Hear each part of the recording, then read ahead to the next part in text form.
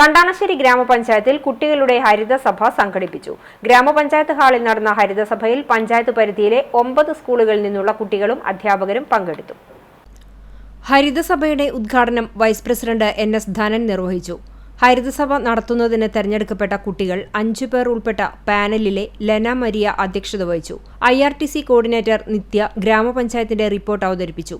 വികസനകാര്യ സ്ഥിരം സമിതി ചെയർപേഴ്സൺ ഷക്കീല ഷമീർ, ആരോഗ്യ സ്ഥിരം സമിതി ചെയർപേഴ്സൺ നിവ്യ റനീഷ്, ഹരിത പഞ്ചായത്ത് അംഗങ്ങളായ TO ജോയ്, രമാബാബു, KK ജയന്തി, ഗ്രാമപഞ്ചായത്ത് secretary Narendranath, assistant secretary Anto, Keralam mission resource person Thrivikramadev, village extension officer Vivek, PJ Styju master എന്നിവർ സംബന്ധിച്ചു. ആഗ്ന ജസ്റ്റിൻ നിർദ്ദേശങ്ങൾ അവതരിപ്പിച്ചു. തുടർന്ന് ഓരോ സ്കൂളുകളിൽ നിന്നുമുള്ള കുട്ടികൾ മാലിന്യ നിർമ്മാർജ്ജനം സംബന്ധിച്ച് റിപ്പോർട്ടുകൾ അവതരിപ്പിച്ചു.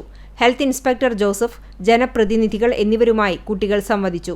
കുട്ടികൾ തയ്യാറാക്കിയ റിപ്പോർട്ടുകൾ പാനലിലെ അംഗങ്ങളായ പാർവതി, ടെസ്ന, നിരഞ്ജൻ, ദീപക് എന്നിവർ വിലയിരുത്തി.